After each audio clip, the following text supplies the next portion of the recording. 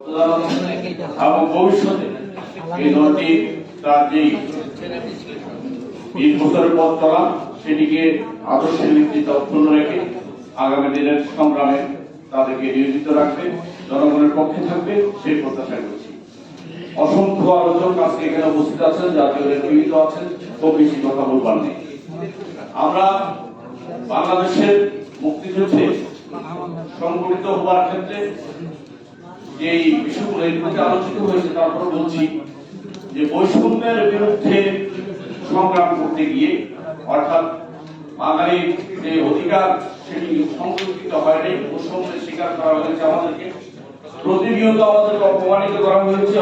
অপমান বোধ থেকে বাঁচবার জন্য আমরা যে ঘোষণা দিয়েছিলাম যে সাম্য, মানবিক মর্যাদা এবং সামাজিক সুবিধা, যেটি আমাদের মুক্তিযুদ্ধের রাজনৈতিক দর্শন ছিল, সেই দর্শনের ভিত্তিতে এই জাতীয় মুক্তিযুদ্ধ অংশগ্রহণ করেছিল। এবং যে আলোচনাটি আজকে এখানে প্রদান করা হয়েছে গণতন্ত্র সংকট, 1972 সালে যে সংবিধান তৈরি করা হলো, প্রণয়ন করা হলো, সেই সংবিধান সাম্য, মানবিক মর্যাদা, সামাজিক সুবিধা নামক কোন শব্দ 72 সংবিধানে সংযোজন করা হয়নি। যে রাজনৈতিক দর্শনের ভিত্তিতে বাংলাদেশের মুক্তিযুদ্ধ, রক্ত, অসংখ্য ত্যাগ, যেই বক্তব্যের প্রতিচ্ছবি হবে বাংলাদেশ, যে শব্দের বাংলাদেশ তৈরি করা হবে, যাদের লক্ষ্য নির্ধারণ যেটি করা হয়েছিল, সেটি প্রথম সংবিধান তৈরি করবার ক্ষেত্রে সর্বত্র সেটিকে ফেলে দেওয়া হয়েছে।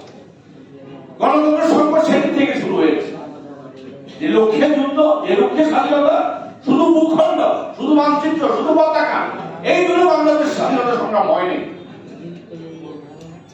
225 বছর ব্রিটিশ পাকিস্তানিদের যে উপনিবেশিক শাসন কাঠামো, ক্ষমতা কাঠামো, সেটিকে বলতে দিয়ে স্বাধীন দেশের মানুষের বাঁচবার, তার ন্যূনতম অধিকার সংরক্ষণ করা, তার চিকিৎসা, স্বাস্থ্য, তার ন্যায্য অধিকারগুলো নিশ্চিত করা, অথবা সম্পদের সুষম বন্টন, সম্পদের যে পাইপলাইন দিয়ে ওই বিদেশিরা আমার সম্পদ লুটে নিয়ে যেত, সেই সম্পদ আমার মানুষের কাছে বিলিয়ে দেওয়ার জন্য একটি নতুন শাসনতান্ত্রিক কাঠামো তৈরি করবার কথা ছিল।